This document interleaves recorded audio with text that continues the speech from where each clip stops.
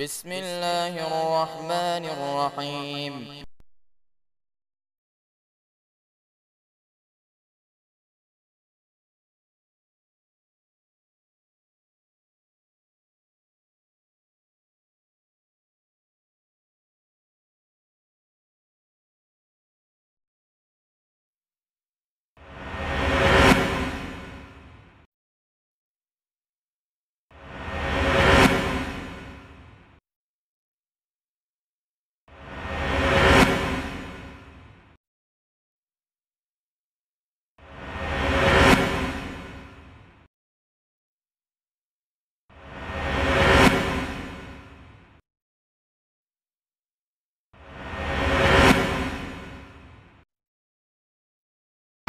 الحمد للہ رب العالمین والصلاة والسلام علی اشرف الانبیاء والمرسلین اما بعد فاعوذ باللہ من الشیطان الرجیم من حمزہ ونفخہ ونفثہ بسم اللہ الرحمن الرحیم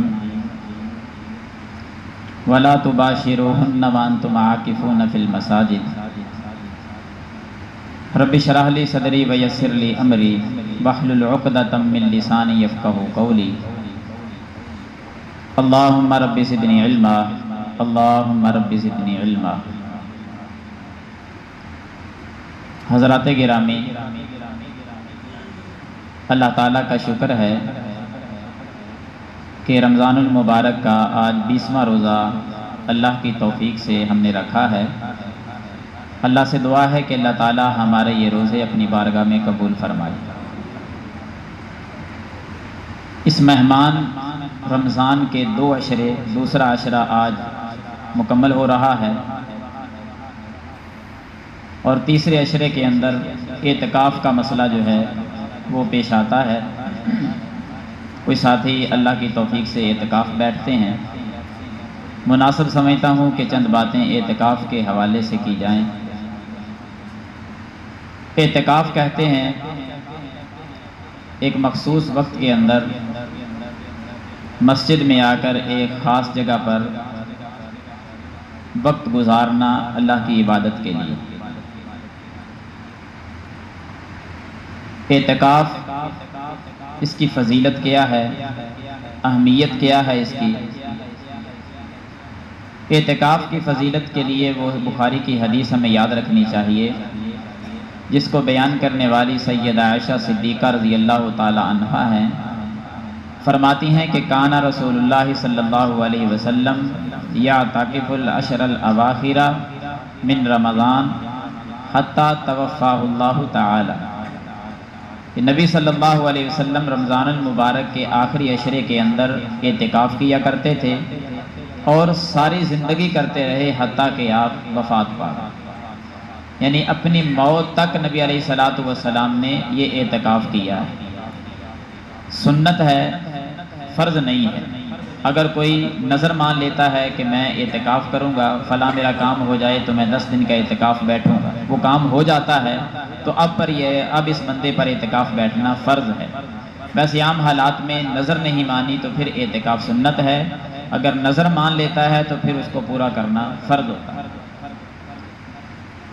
اعتکاف رمضان المبارک کے آخری عشرے کے اندر نبی صلی اللہ علیہ وسلم کا یہی طریقہ تھا۔ صحیح بخاری کی حدیث سے یہ بات ثابت ہے کہ عبداللہ بن عمر رضی اللہ تعالیٰ فرماتے ہیں کانا یعتکف عشر الاواخر، کانا رسول اللہ صلی اللہ علیہ وسلم یعتکف العشر الاواخر من رمضان، نبی علیہ السلام رمضان کے آخری عشرے میں اعتکاف بیٹھتے۔ مزید اس کی فضیلت اور اہمیت کو جاننے کے لیے ہم ابو داود اور ابن ماجہ کی وہ حدیث پڑھتے ہیں جس کے اندر اس بات کی وضاحت ہے کہ اگر کسی رمضان کے اندر نبی صلی اللہ علیہ وسلم کا اعتکاف رہ جاتا کسی عذر کی بنا پر، مجبوری کی بنا پر، یا سفر پر مسافر ہونے کی حالت میں اگر اعتکاف نہ بیٹھ سکتے تو پھر کیا کرتے؟ پھر اس مسئلے کو اجاگر کرنے کے لیے سیدنا ابی بن کعب رضی اللہ تعالیٰ حدیث بیان کرتے ہیں۔ فرماتے ہیں کہ نبی علیہ السلام رمضان کے آخری عشرے میں اعتکاف کرتے۔ ایک مرتبہ آپ سفر پر تھے، سفر کی وجہ سے آپ کا اعتکاف رہ گیا۔ جب اعتکاف نہ بیٹھ سکے تو آئندہ سال رمضان کا مہینہ آیا تو آپ نے 20 دن کا اعتکاف کیا۔ 10 دن پچھلے سال کے جو رہ گئے تھے اور 10 دن آئندہ، یعنی 2 عشرے 20 دنوں کا اعتکاف آپ صلی اللہ علیہ وسلم نے بیٹھ کر اس بات کو واضح کر دیا کہ اس کی اہمیت کتنی ہے، فضیلت کتنی ہے کہ اگر رہ جائے تو اللہ کے رسول صلی اللہ علیہ وسلم اگلے سال اس کی قضائی دیتے۔ 20 دن کا اعتکاف۔ مزید اس کی اہمیت کو اجاگر کچھ یوں کیا، صحیح بخاری کی حدیث ہے کہ جب آپ صلی اللہ علیہ وسلم اعتکاف کرتے رہے ہر مہینے کے اندر، ہر سال کے ماہ رمضان میں، جب ماہ رمضان آپ کی زندگی کا آخری ماہ رمضان آیا، رمضان المبارک کا آخری رمضان تھا جب نبی علیہ السلام کی زندگی کا، تو آپ نے 20 دن کا اعتکاف کیا۔ قضائی نہیں تھی اس کے اندر، لیکن 20 دن کا اعتکاف کیوں کیا کہ رمضان المبارک آخری ہے۔ جس طرح کہ آپ صلی اللہ علیہ وسلم جبریل سے قرآن کا دور کیا کرتے، تو آخری رمضان جب تھا تو اس میں 2 مرتبہ قرآن آپ نے جبریل کو سنایا تھا۔ اسی طرح آخری رمضان کے اندر آپ صلی اللہ علیہ وسلم نے 20 دن کا اعتکاف بھی کیا تھا۔ حضرات، اعتکاف کہاں ہوگا؟ دوسرا مسئلہ، اعتکاف کس جگہ پر بیٹھنا ہے؟ تو اعتکاف مسجد کے اندر بیٹھا جائے گا، چاہے مرد ہوں یا عورتیں ہوں۔ وَأَنْتُمْ عَاكِفُونَ فِي الْمَسَاجِدِ، قرآن مجید کی آیت بھی اس پر دلیل ہے۔ اللہ تعالیٰ حکم دیتے ہیں کہ وَلَا تُبَاشِرُوهُنَّ وَأَنْتُمْ عَاكِفُونَ فِي الْمَسَاجِدِ۔ پیچھے اس آیت کے پچھلے حصے کے اندر روزے کے مسائل اللہ تعالیٰ نے بیان کیے، اور اس حصے کے اندر آ کر فرمایا کہ جب تم مسجد کے اندر اعتکاف کی حالت میں ہو تو بیویوں سے مباشرت نہیں کرنی۔ مسجد کے اندر اعتکاف کی حالت میں معلوم یہ ہوا کہ اعتکاف مساجد کے اندر ہے، گھروں کے اندر نہیں۔ بہت سارے لوگوں کا یہ نظریہ اور عقیدہ ہے کہ عورت جو ہے وہ مسجد میں اعتکاف نہیں بیٹھے گی۔ احناف سارے اسی کے قائل ہیں کہ عورت مسجد میں نہیں آئے گی بلکہ گھر کے اندر اعتکاف بیٹھے گی۔ مسجد میں کیوں نہیں آئے گی؟ طرح طرح کی باتیں ہیں کہ مسجد میں عورت اس لیے نہیں آئے گی کہ فتنے کا ڈر ہے۔ کوئی کہتا ہے کہ مسجد کے اندر جب مردوں کے ساتھ اختلاط ہوگا تو پھر اس کا مسجد میں آنا حرام ہے۔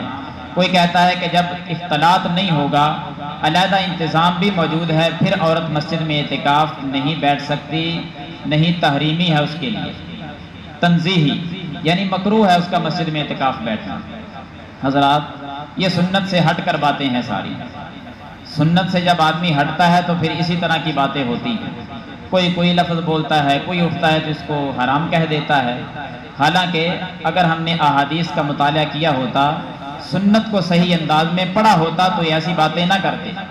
نبی صلی اللہ علیہ وسلم کے ازواج کے متعلق صحیح بخاری کے اندر دیگر کتب احادیث کے اندر کس بات کی وضاحت ہے کہ نبی علیہ الصلوۃ والسلام، صحیح بخاری اور صحیح مسلم، نبی صلی اللہ علیہ وسلم کے بارے میں تو یہ بات واضح طور پر ہے کہ آپ کہاں اعتکاف بیٹھتے تھے؟ مسجد کے اندر۔ جب نبی علیہ السلام مسجد میں اعتکاف بیٹھتے تھے تو صحیح بخاری اور صحیح مسلم میں آپ کی ازواج کے متعلق بھی حدیث ہے کہ ان النبی صلی اللہ علیہ وسلم اعتکف بعض النساء، ان النبی صلی اللہ علیہ وسلم اعتکف معه بعض النساء، کہ نبی صلی اللہ علیہ وسلم کی کسی بیوی نے، نام نہیں ہے، مطلق طور پر بعض النساء، کوئی ایک بیوی آپ صلی اللہ علیہ وسلم کی، اس نے اعتکاف نبی علیہ الصلوۃ والسلام کے ساتھ کیا۔ آپ کے ساتھ ہی اس نے بھی اعتکاف کیا۔ آپ کہاں اعتکاف کرتے ہیں؟ مسجد کے اندر۔ اور آپ کی زوجہ محترمہ آپ کے ساتھ اعتکاف کر رہی ہیں تو وہ کہاں کر رہی ہیں؟ وہ بھی مسجد کے اندر ہی کر رہی ہیں۔ اس لیے آپ صلی اللہ علیہ وسلم کی ازواج جب مسجد کے اندر اعتکاف کرتی ہیں، حتیٰ کہ ایک روایت کے اندر تو واضح طور پر لفظ ملتے ہیں کہ سیدہ عائشہ صدیقہ رضی اللہ تعالی عنہا نے، یہ روایت بھی صحیح بخاری کے اندر، اجازت مانگی ایک مرتبہ کہ اے اللہ کے رسول صلی اللہ علیہ وسلم، میں اعتکاف بیٹھنا چاہتی ہوں، مجھے اجازت دیں۔ تو نبی علیہ السلام نے فرمایا ٹھیک ہے، آپ کو اجازت ہے، آپ اعتکاف بیٹھیں۔ تو سیدہ عائشہ رضی اللہ تعالی عنہا نے مسجد کے اندر خیمہ لگا لیا۔ مسجد میں جب خیمہ لگایا، جب دیکھا دوسری ازواج مطہرات نے، امہات المومنین نے دیکھا کہ سیدہ عائشہ نے خیمہ لگا لیا ہے، انہوں نے بھی لگانے شروع کر دیے۔ ایک اور خیمہ لگ گیا، دوسرا لگ گیا، تیسرا لگ گیا، ایک دوسرے کو دیکھ دیکھ کر۔ تو نبی علیہ السلام نے فرمایا کہ یہ اب تو ریاکاری سی ہو رہی ہے، یہ اللہ کی رضا کے لیے نہیں اعتکاف ہو رہا، یہ تم ایک دوسری کو دیکھ کر اعتکاف کر رہی ہو۔ سب کے خیمے نبی علیہ الصلوۃ والسلام نے حکم دے دیا کہ یہاں سے اکھاڑ لو، ختم کر دو، تمہارا یہ اعتکاف صحیح نہیں ہے۔ یعنی مسئلہ کیا ثابت ہوا یہاں سے کہ عورتوں کا اعتکاف کی کون سی جگہ ہے؟ مسجد۔ انہوں نے بھی خیمے مسجد کے اندر لگائے، نبی علیہ الصلوۃ والسلام کے ساتھ آپ کی ازواج بھی اعتکاف مسجد کے اندر کر رہی ہیں۔ تو آج کل یہ مسئلہ کیوں اٹھا ہوا ہے کہ فتنے کا ڈر ہے؟ فتنے کا ڈر ہوتا تو اس وقت زیادہ تھا، حتیٰ کہ جامع ترمذی کے اندر ایک روایت یہاں تک بھی آتی ہے، ایک عورت مسجد کے اندر نماز پڑھنے کے لیے جا رہی ہے، فجر کی نماز ہے، اندھیرے کی وجہ سے حتیٰ کہ اس کے ساتھ زنا تک ہو گیا ہے، لیکن اللہ کے رسول صلی اللہ علیہ وسلم نے پھر بھی منع نہیں کیا کہ یہ عورتیں مسجد میں نہ آیا کریں، منع نہیں کیا، بلکہ یہی حکم دیا کہ جب یہ رات کے وقت بھی اپنے خامدوں سے اجازت مانگیں کہ ہم نے عشاء کی نماز اور فجر کی نماز مسجد میں پڑھنی ہے، تو خامند کو حکم ہے کہ وہ اس کو منع نہ کرے، اس کو اجازت دے دے کہ یہ نماز پڑھے مسجد میں جا کر۔ ایک ایک جگہ پر جب پابندیاں لگانے پر آئے تو بلا وجہ پابندیاں لگا دی، اور جہاں اللہ کے رسول صلی اللہ علیہ وسلم کی مخالفت کرنے پہ آئے تو انسان حیران رہ جاتا کہ یہ انہوں نے کیا کر دیا۔ اب مسجد کے اندر اعتکاف سنت سے ثابت ہے، آپ کی ازواج مطہرات بیٹھتی ہیں اعتکاف مساجد کے اندر، انہوں نے کہہ دیا فتنے کا ڈر ہے کہ نہیں بیٹھیں گی۔ دوسری طرف دیکھتے ہیں عورت کو نماز کے لیے مسجد میں آنے کی اجازت ہے تو کہتے ہیں کہ عورت مسجد میں نہیں آ سکتی نماز پڑھنے کے لیے۔ ایک طرف تو یہ یہاں تک ہے کہ مسجد میں نماز کے لیے نہیں آ سکتی کہ فتنے کا ڈر ہے، وہاں مرد ہیں، علیحدہ انتظام تک نہیں بنائے گئے مساجد کے اندر کہ عورت آ ہی نہیں سکتی مسجد کے اندر، نہ جمعہ پڑھنے کے لیے نہ نماز پڑھنے کے لیے۔ جب دوسری طرف دیکھتے ہیں جہاں اسلام نے منع کیا ہے کہ عورت بے پردہ ہو کر بازار نہ جائے تو وہاں کہتے ہیں جا سکتی ہے، حتیٰ کہ گھر سے بھاگی ہوئی لڑکی وہ جا کر نکاح کر لی عدالت میں تو بغیر ولی کے نکاح بھی جائز قرار دیتے ہیں۔ یہ کیسی شریعت ہے ان کی، یہ کیسی غیرت ہے کہ مسجد کے اندر نماز اس لیے نہیں پڑھنے آ سکتی کہ فتنے کا ڈر ہے، جہاں فتنہ پیدا ہو چکا ہے وہاں اس کو اجازت ہے کہ بغیر ولی کے نکاح بھی پڑھا دیتے ہیں، سارا کچھ جائز ہو جاتا ہے۔ جہاں غیرت تھی وہاں غیرت ختم کر دی، اور مسجد کے اندر آ کر ایسا تو معاملات بھی نہیں تھے، اللہ کی عبادت کے لیے آنا تھا، وہاں کہہ دیا کہ نہیں آ سکتی عورت۔ یہ ہمارے گھر کے فیصلے اپنے خود بنائے ہوئے، اور ایک نہیں 20 مسئلے، بلکہ یہاں تک کہہ دیا جائے تو کوئی حرج کی بات نہیں ہے، آپ کوئی مسئلہ اس کا نام لے کہ یہ مسئلہ ہے، مسئلہ کے احناف کے اندر میں اس کی غلطیاں تمہیں بتلاتا ہوں کہ یہ اس میں بھی انہوں نے غلطی کی ہے۔ ہر مسئلے کے اندر نماز کا مسئلہ ہو تب، روزے کا مسئلہ ہو تب، ارکان اسلام 5 ہیں نا، 5 کے اندر ہی خرابیاں مسئلے کے احناف کے اندر پائی جاتی ہیں، علل اعلان وہ کر رہے ہیں اور انہیں پتہ بھی ہے کہ ہماری غلطی ہے۔ کلمہ پڑھنے کا معاملہ ہے تو تب خرابی، ویسے پڑھتے ہیں لا الہ الا اللہ محمد الرسول اللہ، نہ لا الہ الا اللہ کے تقاضے پورے کرتے ہیں، نہ لا الہ الا اللہ کے اندر جو معنی مفہوم پایا جاتا ہے اس کو پورا کرنے کے عقیدہ ہے۔ محمد الرسول اللہ صلی اللہ علیہ وسلم زبان سے پڑھتے ہیں لیکن احادیث کو مانتے ہی نہیں ہیں، رسالت کا انکار کرتے ہیں۔ روزے کے مسئلے ہیں تو سحری افطاری کے معاملات خراب ہیں، کوئی نیت کا مسئلہ لے کر بیٹھا ہے، کوئی افطاری کی دعائیں خود بنا کے بیٹھا ہوا ہے۔ آپ حج کا معاملہ لے لیں تو اس کے اندر 20 خرابیاں آپ کو نظر آئیں گی، یہاں سے لے کر وہاں پہنچنے تک اور واپس آنے تک کس کس خرابی کا تذکرہ کیا جائے۔ آپ لیں مسئلہ زکوٰۃ کا تو کس طرح ہیلے بہانے کر کے مالداروں کی زکوٰۃ یہ بچا کر غریبوں کا حق مارتے ہیں، اللہ کی قسم آپ حیران ہوں گے کہ ایک ایک رکن اسلام کا برباد کیا ہے تو مسلک احناف نے کیا ہے۔ شاید کہ آپ کو یہ الفاظ ذرا سخت لگتے ہوں گے لیکن معذرت کے ساتھ کوئی ایک لفظ بھی اپنے پاس سے نہیں بول رہا، بلکہ ان کی کتابیں بولتی ہوئی ثبوت ہیں، جس کتاب کو اٹھا کر کہیں آپ کو ثبوت دیا جا سکتا ہے۔ زکوٰۃ کا معاملہ ہو، حج کا معاملہ ہو، روزے کا معاملہ ہو، نماز کی تو بات ہی نہ کریں، اول تا آخر جو ہے وہ ساری کی ساری برباد کی ہے تو اس مسلک نے کی، کس کی بات کرتے ہیں؟ اور ایک اعتکاف کا مسئلہ، آپ کوئی مسئلہ ارکان اسلام جن کے ٹھیک نہیں ہے وہ آگے کون سا مسئلہ کر سکتے ہیں؟ کس مسئلے کو سنت کے مطابق جو ہے وہ اعلان کر سکتے ہیں یہ ہمارا مسئلہ سنت کے مطابق نہیں۔ حضرات پہلے دن میں نے ایک حدیث پڑھی تھی پہلے درس میں، پہلے روزے کے اندر، کہ لِكُلِّ عَمَلٍ شِرَّةٌ وَلِكُلِّ شِرَّةٍ فَطْرَةٌ فَمَنْ كَانَتْ فَطْرَتُهُ إِلَى سُنَّتِي فَقَدْ أَفْلَحَ وَمَنْ كَانَتْ إِلَى غَيْرِ ذَلِكَ فَقَدْ هَلَكَ۔ ہر عمل کی ایک شدت ہوتی ہے اور ہر شدت کا آخر ایک توڑ بھی ہوتا ہے، اور جس کا وہ توڑ سنت کے مطابق ہوگا وہ بندہ کامیاب ہے، اور جس نے اپنی اس شدت کی انتہا سنت سے ہٹ کر کی وہ بندہ ہلاک ہو گیا، تباہ و برباد ہو گیا۔ اس کی کافی ساری میں نے مثالیں بھی دی تھی، آپ اس حدیث کو ذہن میں رکھیں۔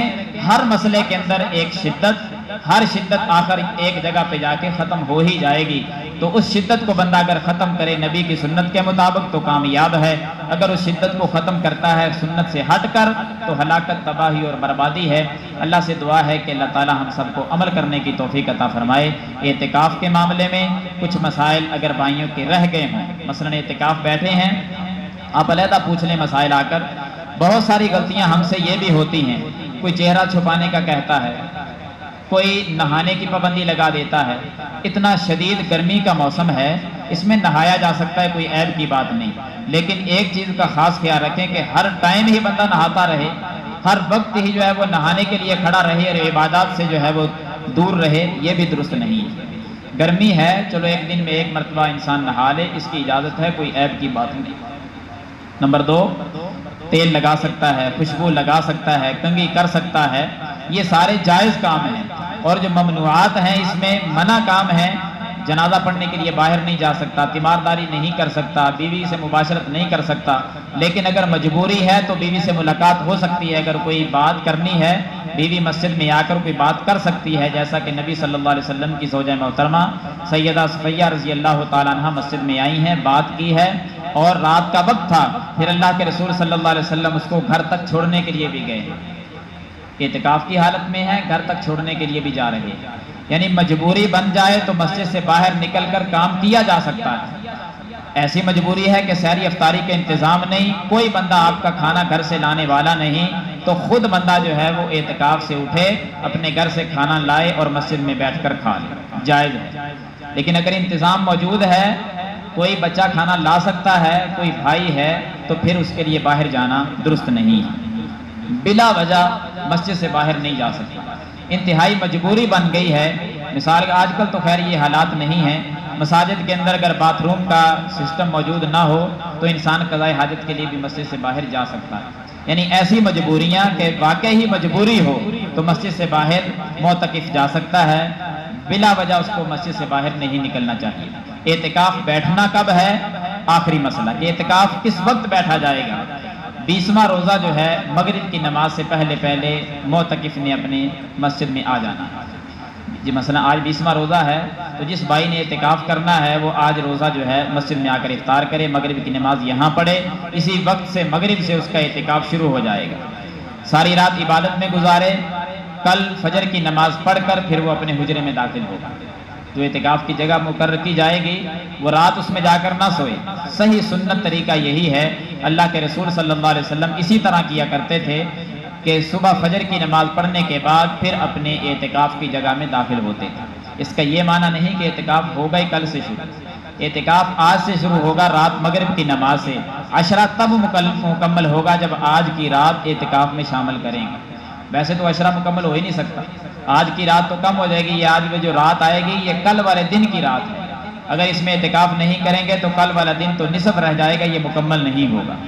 مغرب سے شروع کر کے پھر آگے 29 ہو جائیں تو اللہ کی مرضی ہے، اللہ ایک معاف کر دے گا، عشرہ مکمل ہے، مہینہ مکمل، اگر 30 ہوں گے تو پھر 10 دن ویسے ہی مکمل ہیں۔ اللہ تعالیٰ سے دعا ہے کہ اللہ ہم سب کو صحیح سنت کے مطابق عمل کرنے کی توفیق عطا فرمائے۔ وما توفیق